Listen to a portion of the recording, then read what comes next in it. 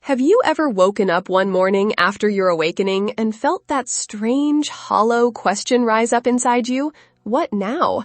It's like something cracked open deep within you, and suddenly the old world doesn't fit anymore. The job that once gave you purpose now feels like a costume. The hobbies that once distracted you now taste like cardboard. Even the relationships you used to pour yourself into suddenly feel like they belong to a version of you that no longer exists. And you sit there in the middle of it all, wondering if you've lost your spark, or worse, if you've lost yourself. But here's the truth. You haven't lost anything. You've been stripped. Stripped of illusions, stripped of false goals, stripped of the masks you didn't even know you were wearing. Awakening is not just the discovery of light, it's the burning away of everything that isn't real. That's why it feels like emptiness. That's why it feels like limbo. The old scaffolding of your life is gone, but the new foundation hasn't fully settled yet. And that space between, that's sacred. That's where your soul finally gets the microphone after years of being drowned out by noise. So if you've been feeling like you're floating in the void, confused about why nothing excites you anymore, I want you to hear this clearly. You are not broken. You are not behind. You are not failing at life. You are simply being prepared for a deeper kind of meaning, one that doesn't come from chasing, but from being. One that doesn't scream at you, but hums quietly until you learn how to listen. And that's where we begin. Because the real journey after awakening isn't about rushing to rebuild a new life. It's about learning how to sit with the silence and discover that meaning was never outside of you. It's been waiting within you all along. At the beginning of awakening, everything feels sharp and alive. You start to see through the illusions, through the endless chase for money, through the shallow validation, through the false promises of success. For a while, that clarity feels like liberation. Finally, you understand why so much of life always felt off. Finally, you can breathe without needing to keep up with the race. But then something unexpected creeps in. The very clarity that once gave you peace begins to leave you feeling numb. You've burned away the illusions, but you haven't yet discovered what to build in their place. This is where many people panic. They say, if all of that didn't matter, then what does? They feel disconnected from friends, uninspired by their work, and even restless in moments of stillness. It feels like you've stepped into a desert, dry, empty, endless. But what if this desert isn't punishment? What if it's preparation? Because here's the truth most people miss. Meaning after awakening doesn't come from outside anymore. It doesn't come from your job title, your bank account, or your social status. It comes from within, and it whispers. That's why everything feels muted right now. Your soul is detoxing from years of living on external stimulation. You're not meant to replace your old purpose overnight. You're meant to sit in the stillness long enough for a new one to emerge naturally. And yes, that's uncomfortable. It feels like floating with no direction. But that's only because the compass you once relied on, ego, approval, achievement, has been dismantled. A new compass is forming, one aligned with your soul instead of your survival. So if you're restless, if you're lost, if you're staring at the ceiling at night wondering what the point is, don't rush to fill the void. That emptiness isn't a mistake. It's the soil where your real meaning is beginning to grow.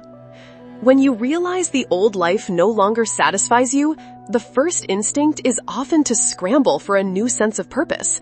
You think, I need to figure it out. I need a new plan, a new mission, something to give me direction. And so you start searching, sometimes desperately, for meaning in books, in courses, in new goals, in anything that can silence that uncomfortable emptiness inside. But here's the trap. Forcing meaning is just another version of running. It's the ego putting on a new mask and saying, look, this is who I am now. The problem is, forced meaning never lasts.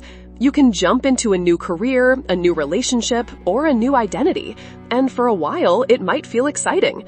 But eventually the same numbness creeps back in, because the root issue hasn't been addressed. Awakening isn't about finding a quick replacement for the old story. It's about stepping outside of stories altogether, even for a season, until the next chapter writes itself naturally. Think of it like clearing out a garden. You've pulled out the weeds, but if you rush to plant something new without preparing the soil, nothing will grow. In the same way, if you rush to create a new purpose just to avoid the void, you end up planting shallow seeds. They sprout quickly, but they can't hold you for long. This is why so many awakened souls go through periods of restlessness, even depression, not because they've failed, but because they're detoxing from the idea that meaning has to come from constant doing.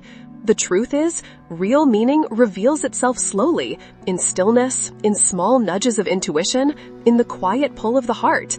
It doesn't shout, it doesn't rush. It emerges when you stop forcing and start listening. So if you're tempted to rebuild your life overnight, pause, breathe. Trust that the void is not empty. It's pregnant with something real. The more you try to force meaning, the further you drift from it. The more you surrender, the closer it gets. If meaning doesn't arrive through force, then how does it show up? Usually in whispers, not in the grand revelations your mind craves, but in quiet moments that feel almost too simple to notice. A breeze against your skin that makes you pause. A line in a song that resonates so deeply you feel like it was written for you. A conversation where, for once, you don't have to perform. You just feel seen. These aren't coincidences. They are the subtle invitations of your soul, guiding you back to what is real. The spiritually awake mind is learning to attune itself to these small signals. Before awakening, you probably overlooked them. Life was too noisy, too fast, too scripted. But now, stripped of distractions, you begin to feel their weight. Washing dishes in silence can feel like prayer. Sitting under the stars becomes an answer to questions you never knew how to ask. Even loneliness, which once felt like punishment, begins to reveal its hidden gift, the space to hear your own soul without interruption.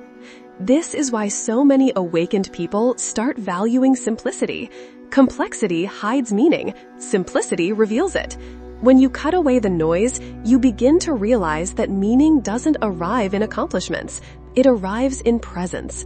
The laugh you share with a child, the way your heart softens when you forgive yourself, the unspoken trust in a moment of silence with someone who gets you. The challenge is that these whispers rarely satisfy the ego.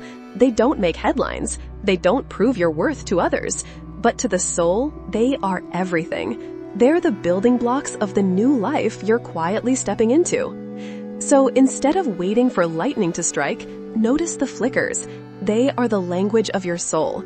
And if you follow them consistently, they weave together into a life of depth, one that feels truer than anything the old world ever offered. Here's the part no one really talks about. After awakening, the hardest struggle isn't the loss of the old life. It's the uncertainty of the new one. That space in between where you've burned the map but haven't found a new direction can feel brutal. You wake up and wonder, what am I supposed to do now? Friends move on, society keeps telling you to keep up, but your soul refuses to play the same game. The result is a strange mix of emptiness, guilt, and confusion. You might start doubting yourself, asking if you ruined your own life. Maybe you think you should just go back, pretend you care about what you used to chase. But deep down, you know that door is closed. You can't unsee what you've seen. And that's where the pain comes in, not knowing who you're becoming while no longer being who you were. This phase is not failure, it's initiation. The void tests your patience. It asks you to sit in the silence without filling it with noise. It teaches you to stop grasping for old identities and start trusting that something new is forming beneath the surface. But let's be honest, it hurts. Some days you'll feel numb, other days overwhelmed. Sometimes you'll cry for no reason, and other times you'll feel nothing at all. That's the cleansing process. The pain of not knowing is actually the birthplace of deeper knowing. When you can no longer lean on your old titles, roles, or identities, you're forced to discover a part of yourself that doesn't depend on any of that. It's like being stripped bare, left raw and vulnerable, only to realize later that this very rawness is the soil where truth begins to grow. So if you're in that in-between space, lost and aching, don't mistake it for the end. This is the soul's way of making room. Meaning is coming. Alignment is forming. The unknown is not empty. It's pregnant with possibility. Something beautiful begins to happen once you've sat with the discomfort long enough. The ache of not knowing doesn't magically disappear, but you begin to notice small sparks that break through the emptiness. A deep breath that feels different.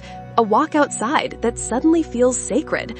A moment of silence that doesn't feel empty anymore, but alive. This is when you realize something profound. Meaning isn't waiting somewhere in the future, it's already here, hidden in presence. Presence is the shift from chasing to noticing.